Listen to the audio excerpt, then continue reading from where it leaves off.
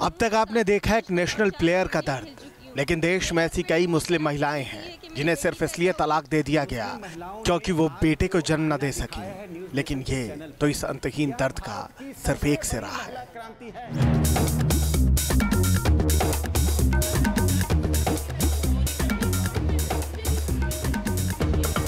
Triple तलाक एक ऐसा मुद्दा जिस पर बहस न जाने आप कितने घंटे कर लीजिए, लेकिन समाधान कभी निकलने का रास्ता बन ही नहीं पाता। हमारे साथ कई ऐसे महिलाएं हैं जो इसका दंश झेल चुकी हैं। और आइए शुरुआत करते हैं। निदा जी, आपके साथ क्या हुआ था? एक बहस मैं आपके साथ पहले कर चुका हूं, लेकिन एक बार फिर चाहता हूं कि आप बताइए क्या हुआ था और कैसे, संक्षेप में प्लीज़। जब मेरी शादी हुई उसके 5 मंथ्स मतलब 5 महीने बाद मुझे मारपीट के घर से निकाल दिया, जिसमें मेरा मिसकैरेज हुआ। जब मैंने केस फाइल करा तो उन्होंने फ़र्ज़ी तलाकनामा बनाकर वहाँ लगा दिया, जिसमें सिर्फ उनके सिग्नेचर है और मेरे नहीं है। जब कोर्ट में गई तो कोर्ट ने कहा वो इनवैलिड है, बट अकॉर्डिंग टू शरीयत वो तलाक हो चुका है, ऐसा वहाँ के लोगों का कहना है। जब मैंने जो हिंदुस्तान के काजी हैं उनसे जब मुताबला किया तो उनका भी यही कहना है कि ये तलाक हो चुका है। तो अब मैं किधर जाऊँ? मतलब मेरा स्टेटस ही नहीं क्लियर हो पाता है कि तलाक हुआ है नहीं हुआ है। यहाँ मैं आती हूँ तो मुझे पता चलता है कि मेरा तलाक नहीं हुआ है, वहाँ वापस जाती हूँ तो पता चलता है कि तलाक हो चुका है। और रही एक लॉ रिफॉर्म करने वाली बात, तो मेरे ख्याल से जैसे एक डोमेस्टिक वायलेंस का कानून है, एक मिसकैरेज जो होता है बाय द हस्बैंड, और एक तलाक पे एक कानून बन जाएगा। बट वो एक्टिव कानून होगा या नहीं होगा ये किसी को नहीं मालूम, क्योंकि इतने अच्छे अच्छे कानून बने जिसमें एक हस्बैंड को अच्छी पनिशमेंट मिलती है, उसके बावजूद वो आराम से फ्री है, घूम रहा है, उसको कोई फ़र्क नहीं है। तो इन जो भी कानून बनते हैं उसमें कोई स्ट्रिक्टनेस नहीं है, कोई रिस्ट्रिक्शन नहीं है, मतलब कोई उसमें कोई प्रोसीडिंग ही नहीं होती। साल, 8 साल, 9 साल, 10 साल, 11 साल हो जाते हैं, औरतों को कोई जस्टिस नहीं मिलता है। At last what the quotation come, justice delay and denied, जो सबके साथ होता है। मेरे ख्याल से यहाँ पे जितनी भी हैं सबके कोर्ट में केसेस हैं और किसी को कुछ नहीं मिल रहा है फ़ायदा। मेंटेनेंस का पड़ा हुआ है 1.5 साल, 2 साल, 4 साल, 11 साल। उस मेंटेनेंस का जो 4 साल का मुकदमा है वो औरत कैसे चला रही है कभी तक किसी को नहीं मालूम। सेकंड पॉइंट जो ये है पुलिस का, यहाँ पुलिस यूपी की कोई काम नहीं करती है, सब पैसे ले लेती हैं, एक दिल्ली का काम नहीं करती। आप जितनी लेडीज़ बैठी पूछिए, किसी में कोई भी मतलब कोई प्रोसीडिंग, इनके में रेप का चार्ज लगाएंगी बहन के ऊपर और इनके हस्बैंड घर में आके करके गया, कुछ नहीं करा पुलिस ने। 2 दिन पुणे, 4 दिन पहले मेरे घर पे हमला हुआ, सब चीज़ें मतलब पुलिस को दिख रहा है, 100 नंबर पे कॉल करी गई, उसके बावजूद कुछ नहीं करा। ऊपर से क्लोजिंग लगा दी गई मेरे अगेंस्ट। ये कानून है यूपी में, तो एक ऐसा तलाक के लिए भी कानून बन जाएगा, वो भी काम नहीं करेगा, जो हम सब महिलाओं की सोच है। कानून का भी है। नुमानी साहब, चूँकि आप अभी खुद ही कह रहे थे कि बहुत सारे ऐसे काजी हैं जो नहीं जानते बहुत सारी चीज़ों को, अब ये बताइए कहाँ हैं ये, शादीशुदा हैं या तलाकशुदा हैं? इन्होंने अपना मैटर आपके सामने रखा, कम से कम तो शादी हिंदुस्तान के जो काजी हैं अजरी मियाँ हुजूर, उनके पोते से शादी हुई है, तो वो कह रहे हैं कि शादी मतलब तलाक हो चुका है। एक फर्जी तलाक उन्होंने जायज़ कैसे करार दे सकते हैं हिंदुस्तान के काजी? ये नहीं कह सकते उनके पास कमी है।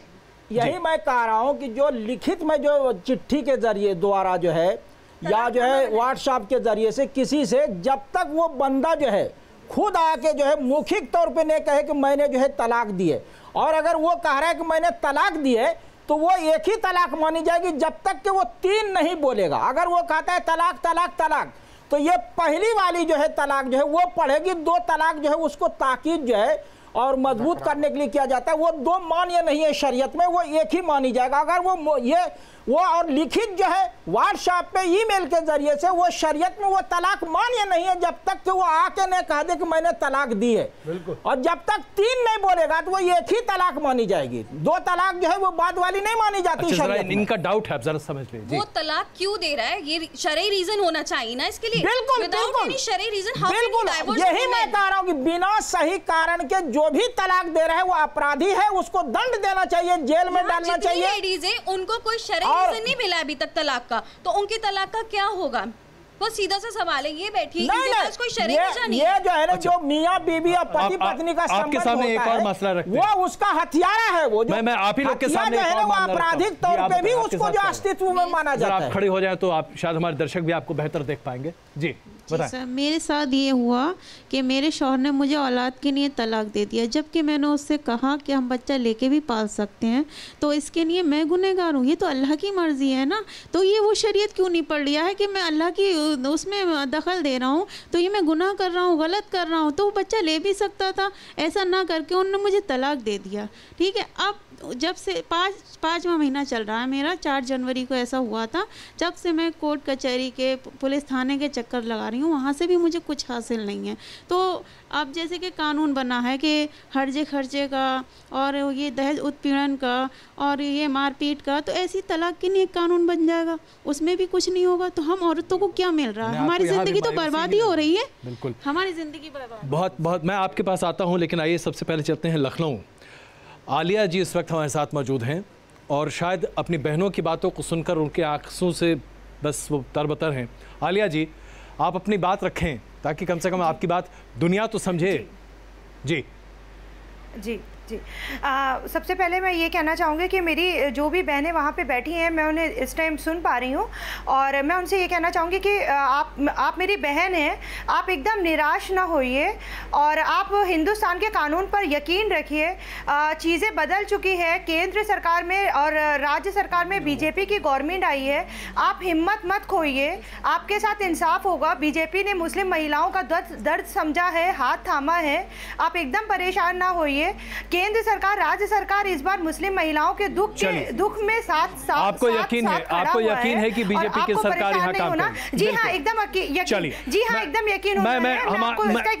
मैं बिल्कुल क्षमा चाहता हूँ। मैं जरा आगरा में फैजा जी इस वक्त हमारे साथ मौजूद हैं।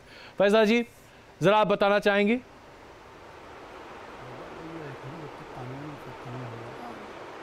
जी हेलो। जी भाई, मैं बताना चाहती हूँ कि ये जो तलाक का मुद्दा है बहुत ज़्यादा डिफ़िकल्ट मामला है और जो कि हर महिला को, ज़्यादातर महिलाएं आगरा हो या कहीं भी कोई भी शहर हो, हर जगह की लेडीज़ के साथ ही ये सब मसला चल रहा है। मेरे साथ भी कुछ ऐसा ही हुआ कि 28 अगस्त 2017 में मेरे हस्बैंड कुछ दिन से मेरे साथ अलग रह रहे थे और एकदम घर में आए मम्मी पापा के साथ अपने और अपने दोस्तों के साथ। उनका छोटा भाई खालिद भी उनके साथ था और आने के बाद एकदम मारपीट शुरू करके उनके वालिद ने कहा कि ऐसा है बेटा, तुम इसको तलाक दो और घर छोड़ के चलो। और उसका रीज़न क्या था कि आज से 5 साल पहले भी वो मुझे तलाक दे चुके थे और तलाक देने के बाद जब मैं घर से चली गई थी, इन्होंने मुझे घर से निकाल दिया था, तो किराए के मकान में अलग रह रही थी। उसके बाद इन्होंने जो मेंटेनेंस का मैंने केस डाला वो बिल्कुल फाइनल पे आ गया 4 साल में। जी। तो 12 अगस्त 2015 में मेरा फाइनल हो रहा था। 4 दिसंबर को ये लोग मुझे घर वापस लेने के लिए आ गए कि हमने गुस्से में ऐसा बोल दिया था, आप वापस चलो और अब ऐसा आइंदा नहीं होगा। इनके पापा और मेरे एक नंदोई थे राजू, वो दोनों आए और उन्होंने माफ़ी तलाफ़ी कर मुझे यहाँ से केस बंद करा के वापस लेके गए।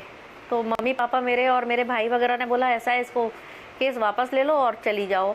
जब मैं वापस आई तो इन लोगों ने 10-15 दिन रखने के बाद फिर मुझे मारपीट कर दिया। बोलने लगे कि ऐसा है कि हमें तो तुझे रखना ही नहीं था, बस हमारा मेंटेनेंस का क्लियर होना था कि हम तुझे केस बंद करा के वापस लाना चाहते थे। हमारा काम ख़त्म हो गया और हमने तो दूसरी शादी कर रखी है और इन्होंने मुझे घर से फिर निकाल दिया।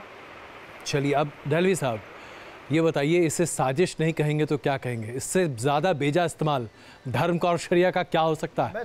बिल्कुल मैं समझता हूँ कि इस्लाम की बुनियादी तालीमात की जो कुछ भी कोर्ट कचहरी में जग हसाई हो रही है, इससे इस्लाम को नहीं बल्कि इसमें कहीं ना कहीं इसकी बदनामी के हम सब पात्र हैं। हम बने, हमने औरतों के हुकूक़ की वो आवाज़ नहीं उठाई जो हमको उठानी चाहिए थी। 2 बातें कह के बाकी लोगों को मौका आपको देना चाहिए। पहली चीज़ तो मैं कहूँगा कि आज सबसे बड़ी चीज़ है कि मानसिकता जब तक समाज में हम सब बाप बेटा और भाई बन के नहीं सोचेंगे तब तक ये लड़ाई इस तरीके से जारी रहेगी। मैं छोटा सा आपको उदाहरण देता हूँ। निर्भया पर हम इतना सख्त कानून लाए लेकिन उसके बावजूद भी परसों रोहतक ने हम सबको दोबारा शर्मसार कर दिया। दूसरी चीज़ ये है कि जो ज़्यादातर औरतें हैं, इस पर मैं कहता हूँ कि ट्रिपल तलाक पर चर्चा होनी चाहिए, लेकिन मुझे राकेश जी से भी एक अदब से एक बात कहनी है, संपीत से भी कहनी है और प्रियंका चतुर्वेदी से भी कहनी है। अगर ये चर्चा वकील, पत्रकार या हम बैठ के करें बात समझ में आती है, मगर जिन मुद्दों को अलग अलग धर्मों के जो मुद्दे कानून के तहत तो उस पर चर्चा हो सकती है। मैं कभी ये नहीं चाहूँगा कि बनारस में जाऊँ और उन विधवाओं को जिनके बाल मुंडवा के छोड़ दिया गया है, मैं आपके टीवी पर ला के बिठाऊँ और कोई इन पर चर्चा करे, क्योंकि मुझे मालूम है कि हिंदू धर्मावलंबी उनके बारे में सोच सकते हैं। इसी तरीके से मैं आज कहता हूँ इन औरतों के बारे में पर्सनल लॉ बोर्ड को भी एक और सार्थक और इस तरीके की भावना बना के जाना चाहिए। ऐसे लोग जो इस तरीके से, जैसे आज मैंने लफ्ज़ सुना क्या कहते ई तलाक, ये सब बेवकूफ़ाना चीज़ें हैं और कपिल सिब्बल साहब हमारे देखिए पर्सनल लॉ उनको लेके जाए, कोई भी लेके जाए, इस देश की बहुत सारे उदाहरण हैं। इस देश के वर्तमान अटॉर्नी जनरल वही हैं जिन्होंने इटालियन मरीन का मुकदमा लड़ा था। तो भैया ये तो पेशा है, ना वो कांग्रेस के साथ होता है ना बीजेपी के साथ होता है। आइए एडिशनल सोलिसिटर जनरल पिंकी आनंद इस वक्त हमारे साथ है। पिंकी जी, जाहिर सी बात हमारे साथ आप बहुत थोड़े वक्त के लिए हैं, मैं सिर्फ इतना जानना चाहता हूं, जो बदलाव की बात सरकार कर रही है, कानून लाने की बात सरकार कर रही है, क्या इससे मुस्लिम महिलाओं का दर्द खत्म हो जाएगा? क्या इसके पूरे तरीके से इंप्लीमेंटेशन का भरोसा हो पाएगा? पिंकी जी। बिल्कुल, देखिए क्या रहता है कि कोई भी चीज़ में बदलाव आने के लिए एक लिटरली रेवोल्यूशन कह लीजिए, एक जागृति कह लीजिए, कुछ ना कुछ एक मूवमेंट है जो शुरू होती है। आज की तारीख में वो मूवमेंट शुरू हो चुकी है।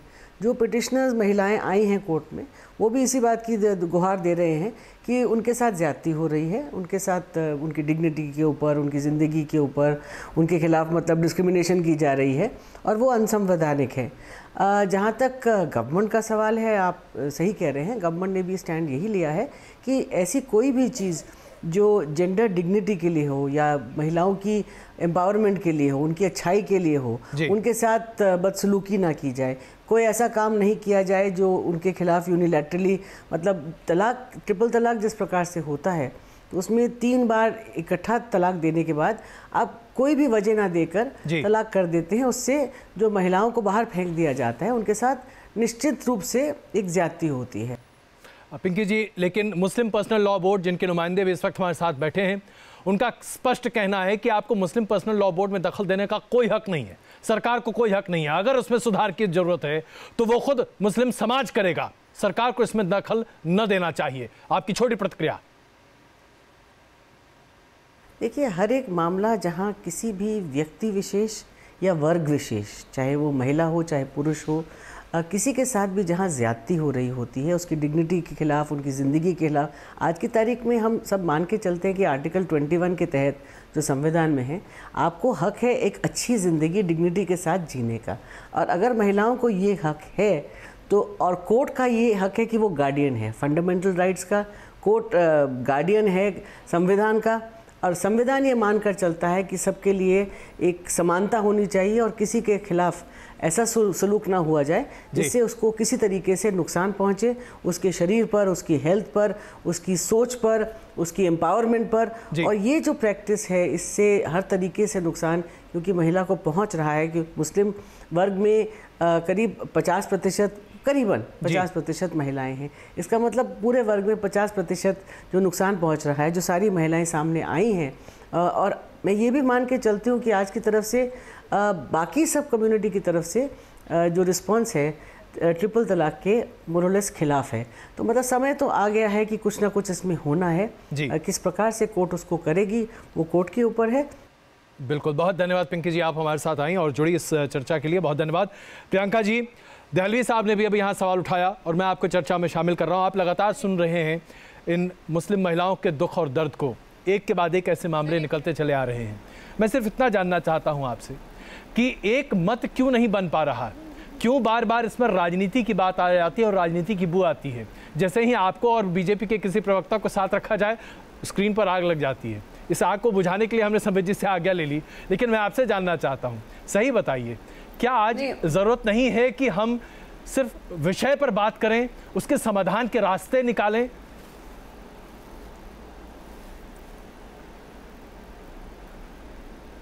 अजय जी, बिल्कुल विनम्रता से आपसे एक ही चीज़ कहूँगी, राजनीतिकरण तब होता है जब हर इलेक्शन रैली में इसका जिक्र होता है पर पार्लियामेंट में नहीं होता है।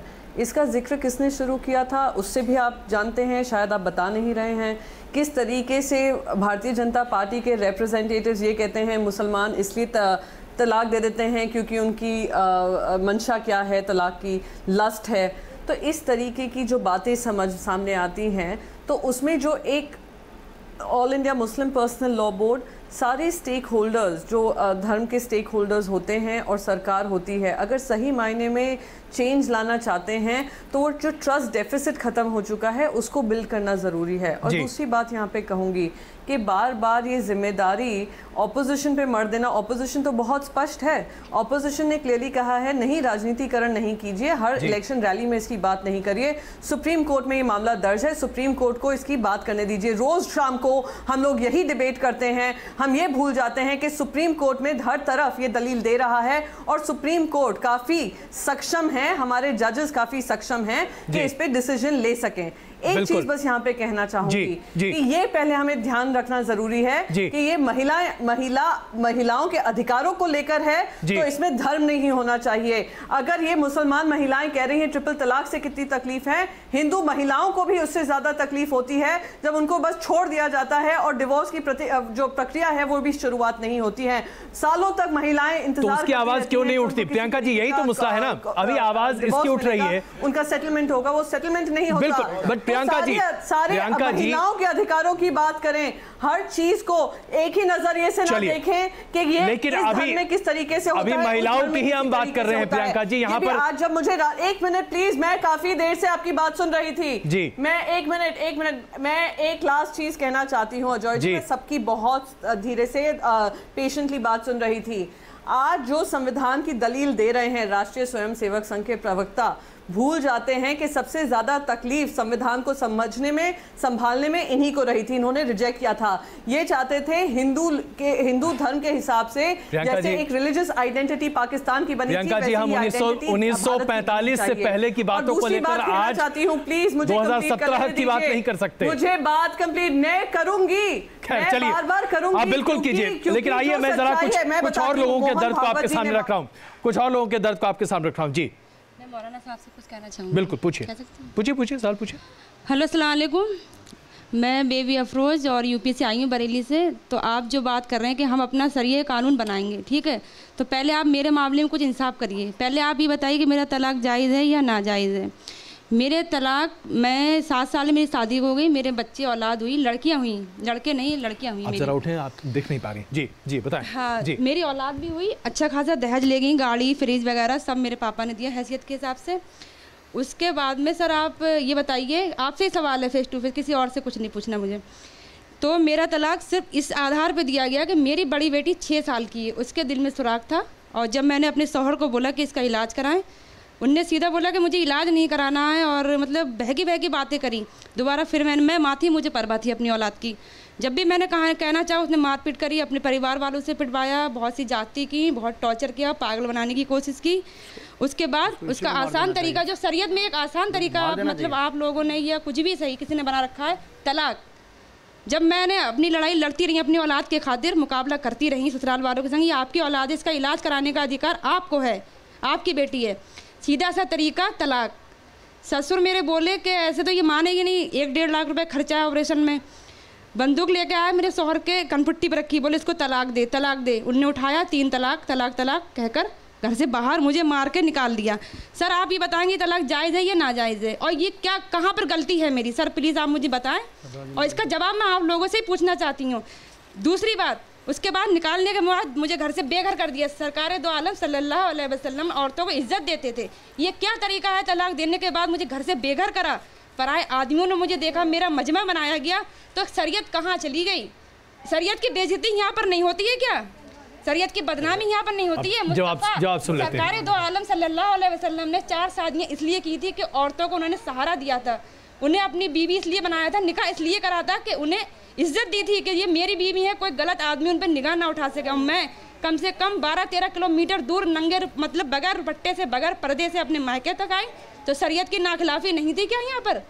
शरीयत क्या कहती है, क्या कानून बनाएगी शरीयत? काज़मी साहब पहले मेरा फैसला करिए। काज़मी साहब जवाब देता हूँ। मेरे बात देखिए, दुनिया में बहुत सारे लोग शरीयत की खिलाफ वर्जी करते हैं। मुस्लिम पर्सनल लॉ बोर्ड या कोई भी दारुल क़ज़ा हो, उसके पास इम्प्लीमेंटेशन का पावर नहीं है। उसके लिए जो है ना, उसके लिए जो है आपको अदालत ही का रुख करना पड़ता है। और जैसा कि नहीं कोर्ट ही का, जैसा कि सबका FIR दर्ज है। अदालत क्यों? नहीं अदालत क्यों? आप लोग किस लिए हैं? वो जुडिशरी बॉडी है क्या? हम लोगों का अदालती पावर है क्या? हम लोग को जुडिशरी पावर है क्या? इनका एक अगर जुडिशरी पावर हो तो कल उसका हस्बैंड हम स्कूली बच्चा जी मैं आता हूं। नहीं, अगर जुडिशरी पावर हो इनका पहला तो सवाल सजा दे दे। एक सेकंड काज़मी साहब प्लीज एक मिनट नुमानी साहब, इनका तलाक जायज है? तलाक पहले आप मेरा फैसला करिए। अच्छा प्लीज आप प्लीज एक मिनट तलाक तो जायज हो ही नहीं सकती है, वो तो आपराधिक कार्य है। ये मैं कह रहा हूँ ना कि जब 3 तलाक नाजायज है, हराम है, तो वो जायज कैसे होगी? जैसे कत्ल करना जो है आपराधिक कार्य है, तो वो जायज कैसे हो जाएगा? अच्छा, अब मैं इसी तरह ये रिश्तों का कत्ल है। ये मैं अब अगला सवाल आप सबके सामने रखा हूँ कि आप जानकार लोग हैं। एक मैडम प्लीज, आप जानकार लोग हैं, इनके पास रास्ता क्या है? आज आप प्लीज बैठिए। इनके पास देखिए, हम बहुत आप सब लोग कह रहे हैं कि गलत है, लेकिन मैं आपसे सवाल पूछना चाहता हूं, ये बताइए इनके पास रास्ता क्या है? जो रास्ता है वही जो है इसका रास्ता, चूंकि मुस्लिम पर्सनल बोर्ड को छोटी से छोटी सजा दंड देने का कोई अधिकार नहीं है। बिल्कुल। ये जो सामाजिक बायकाट की बात आपको मालूम है, तो आप तो संविधान ये भी बैठी हुई है, संवैधानिक रूप से किसी भी संस्था को, इदारे को, मदरसे को जो है सामाजिक बायकाट को दंड के रूप में देने का मैं एक सेकंड मैं आप लोगों के सामने जो सवाल रख रहा हूं उस सवाल का सिर्फ इतना जवाब दे दीजिए। नहीं मैं एक सेकंड नुमानी साहब, मैडम एक मिनट प्लीज। मैडम अभी हमारे साथ आगरा से जो महिला जुड़ी हैं वो भी कुछ सवाल पूछना चाहती हैं, लेकिन उससे पहले मैं एक बात आपसे पूछना चाहता हूँ। 3 तलाक बोलकर इन जैसी महिलाओं को घर से बाहर निकाल दिया जाता है, और एक सेकंड में प्लीज एक मिनट, और उसके बाद इनका क्या होगा ये कोई नहीं जानना चाहता, और उसके बाद आप कोर्ट कचहरी करें, केस करें, तमाम चीजें करें, वो अलग है। तो क्या माना जाए? अगर आप समाज के तौर पर बात करते हैं, देखिए अजय, सबसे पहली चीज तो ये है जी, ये तमाम ये दोनों सीनियर उलामा और वकील हैं। पहली चीज तो ये, मैं तो अपने आप को तालिब इल्म मानता हूँ। इस्लाम की फ्लेक्सिबिलिटी ये है, जो अभी राकेश जी कह रहे थे, भारतीयकरण। इस्लाम जहाँ गया उसने अरबी की प्रोनाउंसिएशन को और दूसरी तमाम तर चीज़ों को लोकल कल्चर के साथ अडोप्ट किया, और वक्त के साथ साथ वो अकेला मजहब था जिसने इज्तिहाद था, उसने लगातार इज्तिहाद के साथ यहाँ तक पहुँचा। इनके साथ जो कुछ हुआ ज़ोर ज़बरदस्ती जो भी कुछ था, इसमें 2 चीज़ें थी। आइली कवानीन वो है जिसको हम पर्सनल लॉज कहते हैं। पर्सनल लॉज में जाहिरी बात है काजी हमको फतवा तो दे सकते हैं, लेकिन जब वही पर्सनल लॉज में किसी के अधिकारों का हनन होता है, ये काम स्टेट का है, और स्टेट को ये इख्तियार हासिल है कि इस महिला के साथ जो ज्यादती हुई है, जिस तरीके से किया गया है, उसके तहत इनको यकीनी तौर से जो है वहाँ पर मदद मिलनी चाहिए, और पर्सनल लॉ को भी ऐसे मुद्दों के ऊपर इन औरतों के साथ खड़ा होना चाहिए। हाँ, जो हो रहा है क्या यही तरीका होना चाहिए? छोटे बच्चे आपके साथ हैं जी? नहीं, ये अपराध है। तो अपराध है जी, और इसके बावजूद ये हो रहा है, इसका कोई रोकने वाला नहीं है। इसको सरकार रोके इस बात को। मैं साहब आपसे जानना चाहता हूँ, अभी आप कुछ देर पहले आपकी प्रतिक्रिया बड़ी साफ थी। मेरी प्रतिक्रिया हमेशा साफ रहती है जी। मेरा सिर्फ सवाल इन मौलानाओं से जी, बाकी और किसी से नहीं है जी। ये बहन बेटी हैं, परेशान हाल हैं, तो ये अपना दुख रोने यहाँ आई हैं, इनका दुख भी सुनना चाहिए जी। लेकिन ये मौलाना जो यहाँ आके बैठते हैं, इनके पास कोई दलील नहीं है देने के लिए। इन मौलानाओं ने सबसे ज्यादा गद्दारी ये मौलाना कर रहे हैं सबके साथ में, ये सच्चाई है। ये काज़मी साहब, दलील पेश करने की जो बात की जा रही है, दलील यही है कि आप रास्ता क्यों नहीं सुझाया जाता। बात हो रहा है ये जो कानून बनाने की बात कर रहे हैं, सजा देने की बात कर रहे हैं जी, ये सारी चीजें तो दलील नहीं तो क्या है? इनको पता ही नहीं कि दलील क्या चीज है, जो ये हमें बताएंगे कि दलील क्या चीज है। फाइनली कमेंट ले लीजिए मुझसे भी जी, बताइए। बिल्कुल, देखिए बहुत अच्छी बात है, 1-2 इसमें हमारी बहनों ने की कि आप इस पर एक और कानून ले आएंगे, उससे क्या होगा। देखिए, डॉरी के खिलाफ आप कानून लाए, डॉरी पर रोक नहीं लग सकी। डोमेस्टिक वायलेंस के खिलाफ आप कानून लाए, डोमेस्टिक वायलेंस पर रोक लग गया। अब तलाक के खिलाफ भी कानून ले आइए, तलाक पर कोई रोक लग जाएगी। जिसको देना है वो देगा ही। असल जो ज़रूरत है, असल जो मसले का हल है वो ये है कि ये समाजी बुराई है, हमें अपने समाज को एजुकेट करना है, उसके अंदर अवेयरनेस पैदा करनी है। कितना वक्त लगेगा उसमें, क्या चीज़ सही है, उसको उनको बताना है। काज़मी साहब, आपने बड़ी अच्छी बात की, लेकिन मैं आपसे सीधा पूछना चाहता हूँ, इसका ताल्लुक मुस्लिम पर्सनल से है ही नहीं। ये तो डायरेक्ट देखिए, मुस्लिम पर्सनल लॉ बोर्ड को जो मुस्लिम पर्सनल लॉ को या मुस्लिम पर्सनल लॉ बोर्ड को जो टारगेट कर, ये दलील अपने आप यहाँ पर फराजी बन जाएगा तो क्या हो जाएगा? बनाएंगे क्यों, क्या करेंगे? 10-10 साल 20-20 साल तक कानून के दरवाजे पर जा रही है। इंसाफ मिल गया क्या? ये दलील थी कि अगर इसमें कुछ करना है तो कानून बनाइए। अरे फास्ट ट्रैक कोर्ट बनाइए ना, फास्ट ट्रैक कोर्ट बनाइए, रोजाना हेयरिंग कीजिए, 2 दिन में इंसाफ दिलाइए। ये सरकार का काम है। सरकार तो उस पर सियासत कर रही है, सरकार वो सियासत करने के अलावा कुछ नहीं कर रही है, सारी सियासत हो रही है। अब फास्ट ट्रैक कोर्ट बनाइए, 2 दिन में इंसाफ दिलाइए। सबका मामला डोमेस्टिक वायलेंस में आता है, हर एक का मामला जो डॉरी एक्ट के तहत आता है, सबके साथ वायलेंस हुआ है।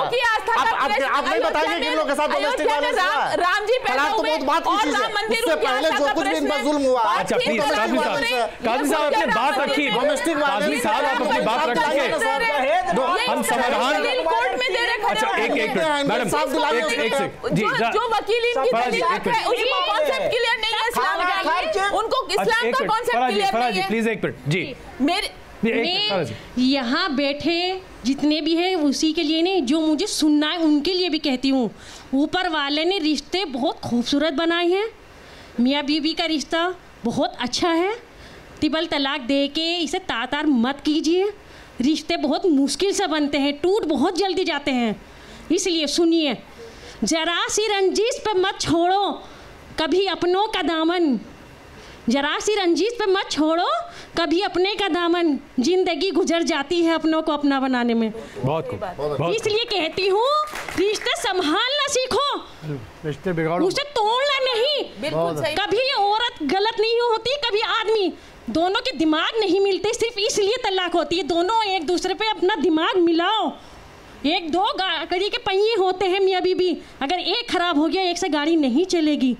इसलिए रिश्ते निभाना सीखो, एक दूसरे की मदद करो, लेकिन रिश्ते तोड़ो मत। बहुत बुरी हालत होती है जब रिश्ते टूटते हैं। बहुत अच्छा। रेखा जी प्लीज बैठिए, एक सेकंड प्लीज बैठिए बैठो भाई, बैठो अभी बैठो। रेखा जी मैं यहाँ पर ये समझना चाहता, एक मिनट प्लीज बैठिए प्लीज बैठिए। आप बैठो, आप सुनो। अच्छा रेखा जी मैं आपसे यहाँ एक बात, प्लीज एक मिनट मैडम नहीं आपने सही कहा। अच्छा प्लीज मैडम आप उत्तेजित मत होइए, प्लीज बैठिए। रेखा जी मैं प्लीज रेखा जी इस बहस को जरा हम कानूनी पहलू पर लेकर चले। आज जब महिलाओं के साथ शोषण की बात आती है, प्लीज एक मिनट प्लीज वाकई में ये बड़ा मुश्किल काम है। लेकिन रेखा जी मैं यहाँ सवाल ये पूछना चाहता हूँ, रेखा जी मैं सवाल ये आपसे पूछ रहा हूँ कि अगर आज अल्लाह राम फरमा ये खैर प्लीज मैडम प्लीज बैठिए, मैडम प्लीज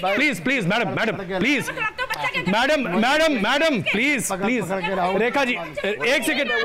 अच्छा प्लीज मैडम आप शांत, मैडम मैं आपसे आग्रह कर रहा हूँ, मैडम प्लीज रेखा जी सवाल यहाँ पर ये हो रहा है, प्लीज आप लोग चुप रहिए। बहुत दिक्कत है आपस में। रेखा जी सवाल ये है कि ट्रिपल तलाक देने के बाद एक महिला के अधिकार का हनन हो जाता है, लेकिन क्या उसके बाद कानून ही एक रास्ता है? जब सब कुछ वहां है, जब हमें हर चीज के लिए संवैधानिक धारा पर जाना है, क्रिमिनल एक्ट पर जाना है, तो फिर ट्रिपल तलाक को रोकने पर अगर कानून बनाया जाता है तो क्या आपत्ति हो जाती है? बिल्कुल गलत है, कोई आपत्ति नहीं होनी चाहिए, क्योंकि जैसे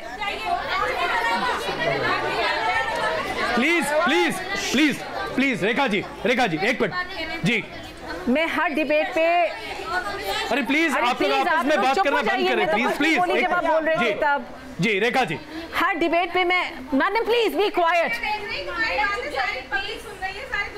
अरे तलाक इसीलिए हो जाती है, तुम लोग कंट्रोल नहीं है ना, तलाक इसकी वजह से भी होती है। प्लीज तो समझदार नहीं हो, प्लीज एक मिनट आप सब लोग चुप रहिए प्लीज। रेखा जी देखिए हर डिबेट पे मैं बार बार एक ही बात कहती हूँ, और आज भी मैं वही बात कहूँगी कि हर चीज़ के ऊपर, हर भारतीय नागरिक के ऊपर एक संविधान है, और अगर संविधान के तहत कहीं पर भी अन्याय होता है, चाहे वो हिंदू महिलाओं के साथ होता है या मुसलमान महिलाओं के साथ होता है, धर्म एक जगह के ऊपर है, न्याय और अन्याय एक जगह के ऊपर है। तो अगर कहीं पर भी किसी के साथ अन्याय होता है तो संविधान के तहत, संविधान में यह अधिकार है कि कोई भी उस तरह के गलत अन्याय को रोका जाए। तो अगर ट्रिपल तलाक जो है आखिर के अंदर किसी महिला के साथ, चाहे वो मुसलमान महिला है, जैसे कोई हिंदू महिला के साथ अगर तलाक होता है, परंतु संविधान इस बात का ध्यान रखता है कि उस हिंदू महिला के साथ भले तलाक हो जाए पर उसका न्याय नहीं होना चाहिए। जैसे कि हम उसके एक मिनट, जैसे हम उसके बारे में एलिमनी के बात करते हैं, राइट ऑफ रेजिडेंस के बारे में बात करते हैं कि आखिर वो महिला कहाँ पर जाएगी, उसको क्या मेंटेनेंस मिलेगी, अगर उसके बच्चे हैं तो उनके बच्चों की कौन देखभाल करेगा, बच्चों की कस्टडी कौन रखेगा, परवरिश कौन करेगा, इन सारी बातों का अगर हिंदू धर्म के तहत कोई न तो कोई हिसाब है, उसी तरीके से अगर मुसलमान महिलाओं के साथ भी अगर तलाक होता है, अगर वो गलत है तो उस बात को हमको रोकना पड़ेगा और एक कानून बनाना पड़ेगा कि अगर मुसलमान महिलाओं के साथ तलाक होता है तो उसके कानून को इस तरीके से इंटरफियर करना पड़ेगा कि अगर किसी मुसलमान महिला के साथ तलाक होता है तो उसके आगे क्या होगा, उसके बारे में भी मुझे मेरा काम करने दीजिए। दहलवी साहब, यही बात है। एक मैडम प्लीज एक मिनट रुकिए प्लीज। अब मुद्दा यहीं पर आ जाता है, हर चीज कोडिफाई करने की जरूरत है। जैसे ही ट्रिपल तलाक की बात आती है तो उसकी परमिशन शरीयत से मिल जाती है और उसे लोग जायज नाजायज तरीके से इस्तेमाल कर देते हैं, लेकिन जब बाकी चीजें उसकी आती हैं, तलाक के बाद के प्रोसेस वो फॉलो नहीं होते और उसके लिए कहा जाता है आप कोर्ट का दरवाजा खटखटाइए। तो क्यों ना ऐसा किया जाए कि पूरे के पूरे प्रोसेस को, कि आप तलाक कैसे दें, तलाक देने के बाद क्या हो, बच्चे कौन देखे, मेंटेनेंस कितना दिया जाए, इसको कोडिफाई कर दें। क्या इसमें गलत है कुछ? बिल्कुल आज 3 चीजें बिल्कुल 30 सेकंड में पूरी। पहली चीज तो ये कि हम कहीं ना कहीं मफाद परस्त हैं। हम अपने बच्चों की पैदाइश का रजिस्ट्रेशन इसलिए कराते हैं कि हमको आधार चाहिए, हमको उनका बर्थ सर्टिफिकेट चाहिए कि स्कूल में दाखिला हो जाए। हम अपने बड़ों की, माँ बाप की मृत्यु का सर्टिफिकेट इसलिए चाहिए क्योंकि हमको जायदाद में हिस्से के लिए उसको पेश करना है। जब निकाह को रजिस्ट्रेशन कराने की बात आती है तो कहीं ना कहीं हम कंजर्वेटिव हो जाते हैं। तो पहली चीज़ सरकार के, अब ये गेंद सरकार के पाले में है, इस तरीके से निकाह को रजिस्ट्रेशन कराया जिस तरीके से कॉमन मैरिज एक्ट है उसी के तहत उसको रजिस्ट्रेशन होना चाहिए, जिसमें शरीयत के उसका ध्यान रखा जाए कि आर्बिट्रेशन, मुज़ाकरात और अगर तलाक हो जाती तो मेंटेनेंस किस तरीके से होगा। दूसरी चीज़, राकेश सिन्हा जी शायद सुन रहे होंगे या है नहीं, देखिए इस देश में रेखा जी को मालूम है यही सुप्रीम कोर्ट है जिस सुप्रीम कोर्ट ने एक फैसला दिया, मुझे लगता है कि आगे जाके वो गलत नज़ीर ना बन जाए और ये काम अब सरकार को करना है, जिसमें कहा गया अगर किसी के माँ बाप की सेवा कोई औरत नहीं करती है तो शोहर को ये अधिकार हासिल है कि वो उसको तलाक दे दे। इसी मद्रास हाई कोर्ट में एक फैसला आता है कि लिविंग रिलेशन में 6 साल रहने के बाद भी एक औरत को रात को चेन्नई की सड़कों पे अकेला छोड़ दिया गया और हाई कोर्ट क्या फैसला देता है, चूंकि लिविंग रिलेशन जो है मान्यता प्राप्त नहीं है, औरत 60 साल का 70 साल भी रहे उसको कोई अधिकार नहीं है। खाली ये मुद्दा और मुस्लिम औरतों से साथ मत जोड़ा जाए, संपूर्ण महिलाओं के अधिकारों को लेकर प्रधानमंत्री को पार्लियामेंट में सार्थक बहस करनी चाहिए, तब जाके कोई नतीजा निकल सकता है, वरना तू में से कुछ नहीं होने वाला। नुमानी साहब, इससे पहले कि मैं पब्लिक रिएक्शंस लूं, मैं नुमानी साहब आपसे समझना चाहता हूं, यह मुद्दा लगातार सुर्खियों में रहा है, कोर्ट इसकी सुनवाई कर ही रहा है और उसके बाद बहुत जल्द इसका नतीजा हम सबों के सामने होगा, लेकिन बार बार ये कहने की क्या वाकई में आवश्यकता आती है कि अगर कोई मसला इस्लाम से जुड़ा है और उस पर चर्चा होती है तो सीधे इस्लाम खतरे में आ जाता है? क्या इस्लाम एक ऐसा धर्म है जो कि चर्चा मात्र से खतरे में आ जाता है? देखिए, इस्लाम खतरे में नहीं आता है। जो लोग इस्लाम पे नाम पे राजनीति करते हैं, वर्चस्व को बनाए रखना है, उनके लिए जो है वो खतरा होता है। वो है क्या, जो ये जो है फरा हैं और रेखा हैं, ये बताएंगी। जो हर कोर्ट में जो है ये जो कानून की किताब है हिदाया, वो इंग्लिश जो है ट्रांसलेशन अनुवाद में मौजूद है। उसमें यह है कि तलाक देने के बाद जो है क्या क्या खर्च देना पड़ता है, क्या करना पड़ता है, बच्चे की परवरिश जो है किसकी जिम्मेदारी, वो है क्या। 1937 में जो शरिया एक्ट बना और जो है 39 में जो है डाइवोर्स एक्ट बना, लेकिन वो इन्फोर्सेबल नहीं है ना, लेकिन वो इन्फोर्सेबल नहीं है ना, कोई उसका पालन नहीं करता ना। नहीं, वो इसलिए नहीं कर रहा है कि ये कानून ही नहीं बना। जिस तरह हिंदू मैरिज एक्ट बना हुआ है, मुस्लिम मैरिज एक्ट नहीं बना। ये जो कुरान में, हदीस में, बनना चाहिए एक मुस्लिम मैरिज एक्ट बना। अगर ये जो नोमानी साहब कह रहे हैं, 3 साल से कह रहा हूँ कानून बनाने के लिए, कुरान हदीस में और जो कानून में जो धाराएं हैं उसी आधार पे आप ये कानून बना दीजिए ताकि महिलाओं को जो अधिकार मिले और इनको 3 जो है अधिकार मिला हुआ है। हम पिटीशन इसलिए लेकर के गए हैं कि इस्लाम में हर चीज का जायज हल मौजूद है। आज जो लोग सही कानून होने के बावजूद जैसा भी कह रहे डाउरी एक्ट है, ये सब है, कोर्ट के चक्कर लगा लगाने पड़ते हैं, एलिमनी के लिए कोर्ट के चक्कर लगाने पड़ते हैं। तो इस्लाम जो है टाइम बाउंड हर चीज़ का सॉल्यूशन देता है।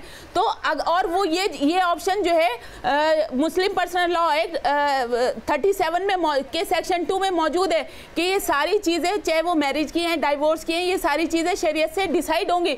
सिर्फ ज़रूरत इस बात की है कि शरीयत क्या है ये किसी को नहीं पता। अगर लड़कियां कोर्ट में जाती हैं, औरतें कोर्ट में जाती हैं, तो कोर्ट के पास कोई एक्ट नहीं है कि शरीयत क्या है वो केस को डिसाइड करे।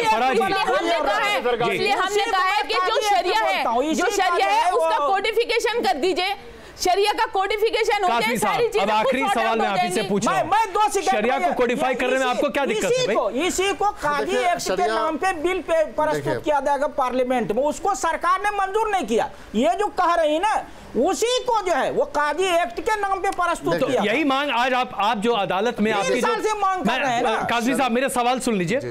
अदालत में जो मुस्लिम पर्सनल लॉ बोर्ड का जो हलफनामा जाता है उसमें जो चीजें लिखी हैं वो हास्यास्पद है। मैं हास्यास्पद शब्द का इस्तेमाल बड़े सोच समझ कर रहा हूं। आप इस तरह की बात क्यों नहीं करते? क्यों नहीं कहते कि भाई धर्म में सारी चीजें हैं, आप उसको कोडिफाई कर दीजिए, बस खत्म। सारी चीजें ऑलरेडी कोडिफाइड हैं और अदालत के सामने एक बार नहीं, दो बार नहीं, दसियों बार पेश किए जा चुके हैं। और जब भी ट्रिपल तलाक के कोई भी इंसिडेंट होते हैं, मुफ्ती के सामने फतवा आता है या वो क्वेश्चन आते हैं, तो वो जरूर लिखते हैं कि इसके बाद बच्चों की परवरिश किसको करनी है, उसको जो मेंटेनेंस किसको देना है, ये सारा कुछ मुफ्ती लिखते हैं। अच्छा, अगर ऐसा है, अगर ऐसा था तो भाई इनको कोई, इनके बच्चों को देखने वाला कोई क्यों नहीं है? उनका हस्बैंड है, वो कानून है शरीयत का, लिखा हुआ है, इस पर इंप्लीमेंट करना ये अल्लाह का काम नहीं। कानून इंप्लीमेंट काजी साहब कौन करेगा ना, इंप्लीमेंट तो कौन करेगा ना। ये एक और सवाल जी, हस्बैंड है तो इसके लिए है। मेरे हस्बैंड ने मुझे ये फतवा ला के दिया। अगर हस्बैंड है तो ये बताइए कि इस फतवे का मैं क्या करूं? आपने फतवा पूछा कि मेरे बच्चे की परवरिश का जिम्मेदार कौन है, पूछा आपने, वो जरूर फतवा देंगे कि उसके बाप के जिम्मे है, आपको आपको जवाब मिलेगा, सब कुछ मिलेगा। ये पूरा काजी साहब जरा सुनिए जी। मैंने जो है मुकदमा दर्ज किया हुआ है महिला थाने में। मेरे पति आए थे अपने घर वालों के साथ में, उन्होंने महिला थाने में मुझे सबके सामने तलाक बोला। उससे पहले उन्होंने मुझे फ़ोन पर तलाक बोला। ये फ़ोन पर तलाक बोलने का फतवा है, ये देख के उन्होंने मुझे घर से निकाल दिया। उलेमाओं ने ये फतवा दे दिया, महिला थाने में उन्होंने मुझे तलाक बोल दिया। ना सरकार मेरे साथ है ना उलेमा मेरे साथ है। तो ये बताऊं बस बच्चे को लेके मैं कहाँ जाऊं? मैडम, उलमा सिर्फ आपकी रहनुमाई कर सकते हैं, उसको इंसाफ दिलाना सरकार का काम है। उलमा सरकार, उलमा जो जुडिशरी बॉडी नहीं है, मुस्लिम पर्सनल लॉ बोर्ड को जुडिशरी बॉडी नहीं है कि आपको इंसाफ दिलाएंगे। वो सिर्फ आपकी रहनुमाई करेंगे कि आपको क्या करना चाहिए। लोगों से पूछिए जिनके नन्हे बच्चे हैं, या मुफ्ती मैडम, एक मिनट, उलमा या मौलाना या मुफ्ती या दारुल कज़ा सिर्फ इतना बताएगा कि इस्लामी तरीके से आपको क्या करना है, शरीयत क्या कहती है। शरीयत के मुताबिक आपके पास खर्च जो है बच्चों की बुरा मत मानिएगा, शौहर के जिम्मे है। काजी साहब बुरा मत मानिएगा, काजी साहब बुरा मत मानिएगा, लेकिन आज कहने को मजबूर हूँ, आपके पास कोई दलील नहीं। ये दलील क्या नहीं? दलील है आपके पास। जुडिशरी अगर आज आपके पास दलील होती, आज आप कहते जुडिशरी पावर दे दीजिए। आप आज कहते काज़मी साहब, आज मुस्लिम पर्सनल लॉ बोर्ड कहता कि इसे कोडिफाई करना चाहिए, एनफोर्सेबल बनाइए। देखिए नहीं है, उसके हक की सारी बातें लिखी हुई है कि नहीं? कहाँ लिखी हुई है? देखिए उलट करके पढ़ के तो बताया उन्होंने क्या क्या लिखा है उसमें। वो लिखा है, अगर वो इम्प्लीमेंट कर दिया जाए तो इस देश में हरागिरी मच जाएगी। मैं दिखाता हूं कि बच्चे की परवरिश के बारे में क्या लिखा हुआ है, मेंटेनेंस के बारे में क्या लिखा हुआ है, वो सब कुछ लिखा हुआ है। 7 किताबें सीजे कोर्ट से 7 किताबें चोरी कर ली गई ताकि मैं किताबें कोर्ट को ना दे सकूं, इसलिए चोरी कर ली गई। अरे ये तो किताबें मार्केट में चोरी की है, मिलती है, क्यों कोर्ट को नहीं देंगे। नहीं ये अवेलेबल ही नहीं है। अच्छा दलवी साहब, 2001 के बाद से अवेलेबल ही नहीं है। एक मिनट दलवी साहब, आप आरएसएस से किताब ले आइए जाकर प्लीज। देखिए आज ऐसा है जी, कोर्ट में कोई भी एक तो हमको ये भ्रम निकाल देना चाहिए कि शरीयत या हिंदू धर्म इतना कमजोर है, कोई भी धर्म, कि कोर्ट में कोई फैसला आएगा और धर्म पे, ये धर्म पे प्रहार नहीं है। बिल्कुल औरतों के हुकूक की बात हम कर रहे हैं। दूसरी चीज देखिए, सुप्रीम कोर्ट ने कितनी सूझबूझ का फैसला दिया कि उसने पॉलीग्रामी और पॉलिएंड्री इन दोनों पे कहा नहीं, अभी इस पे चर्चा नहीं करेंगे। तीसरी चीज मैं उनकी बात करता हूं जिनके नाम के हमारे रगों में दौड़ता है, हज़रत मोहम्मद सल्लल्लाहु अलैहि वसल्लम। उन्होंने लोगों को ज़्यादा शादी करने के लिए इसलिए था ताकि बेवा वो लोग जिनका कुछ नहीं होता, लेकिन उन्होंने वो एक बाप भी थे। उनके दामाद हज़रत अली ने जब दूसरा निकाह करना चाहा तो पैगम्बर अलैहिस्सलाम ने अपने दामाद हज़रत अली को अपने पास बुलाया। ये तमाम औरतें भी सुने, हमारे उलमा भी सुने, पर्सनल्ला भी सुने, गैर मुस्लिम भी सुने, सब सुने। पैगम्बर अलैहिस्सलाम ने कहा, मैंने सुना है कि तुम दूसरा निकाह कर रहे हो।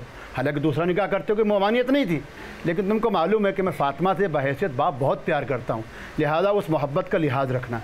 हज़रत अली ने जब तक हज़रत फ़ातिमा हयात रहीं कभी दूसरा निकाह नहीं किया। वजह यह है, जो नौमानी साहब कह रहे हैं, हम कह रहे हैं, हम वजह यह है, हम खुद जिम्मेदार हैं। हमने औरतों को, जो मैं बार बार कह रहा हूँ, अपनी बुनियाद नहीं, माँ बेटी नहीं माना, हमने एक वस्तु के तौर पर उसको इस्तेमाल किया। और पूरा समाज, भारतीय समाज, हम सब उसके अंदर कहीं ना कहीं है कि हमको सिगरेट बेचने के लिए मर्द के अंडरवियर तक के लिए एक औरत को एडवर्टाइज के तौर पर पेश करना पड़ता है। एक आखिरी टिप्पणी मैं आप लोगों से लेना चाहता हूँ। आज अगर आप लोगों की क्या मांग होनी चाहिए? क्या कानून एक फौरी तौर पर बने जिससे महिलाओं को उनका हक मिले? क्या कहना चाहती हैं? बस एक मिनट, आप बोल चुके हैं, प्लीज़ एक आखिरी। सर, औरतों के लिए बिल्कुल कोई भी न्याय बनना चाहिए, बिल्कुल भी कोई भी ना प्रशासन साथ दे रहा है औरतों का, ना ही कोई शरीयत साथ दे रही है। औरतों को कोई साथ दे ही नहीं रहा है, बस सब कहीं से न्याय नहीं मिल रहा है औरतों को। दोनों तरफ से न्याय मिलना चाहिए लेडीज़ों को, और जो गुनहगार है उन्हें सजा मिलनी चाहिए। औरतों को तो ऐसे ही छोड़ दिया जाता है, बेचारी सब जगह ऐसे ही धक्के खाती फिर, कहीं से कुछ भी उनको हासिल नहीं हो रहा है। चलिए, अपील करनी चाहती हूँ जी मुख्यमंत्री जी से। जी सर, मैं एक अपील करनी चाहती हूँ मुख्यमंत्री जी से और जितने भी प्लेयर हैं कि वो मेरा साथ दें, और जितनी भी मेरी तरह से बहनें हैं उनका साथ दें, क्योंकि हम लोग बहुत परेशान हैं। कहाँ जाएंगे अपने बच्चों को लेकर, जिनको खाली लड़की पैदा होने पर तलाक दी है। हम शरीयत को मान रहे हैं, सब बातें मान रहे हैं, लेकिन हमें कोर्ट जो हमें पुलिस प्रशासन परेशान कर रही है। मोदी जी और योगी जी इस पे एक कानून बनाए कि जल्दी से जल्दी पुलिस इसका सॉल्यूशन निकाले, जल्दी से जल्दी फास्ट ट्रैक कोर्ट होनी चाहिए। जो लड़कियां 1 साल से चक्कर लगा रही कोर्ट कचहरी के, उनको न्याय मिलना चाहिए। योगी जी के पास गई थी, 1 महीना हो गया है सर, 1 महीना हो गया है, लेकिन अभी तक पुलिस ने कुछ नहीं करा है। आखिरकार मुद्दा वहीं पर आ जाता है और मुद्दा स्पष्ट है। अगर हक नहीं मिले तो हर व्यक्ति बगावत करता है।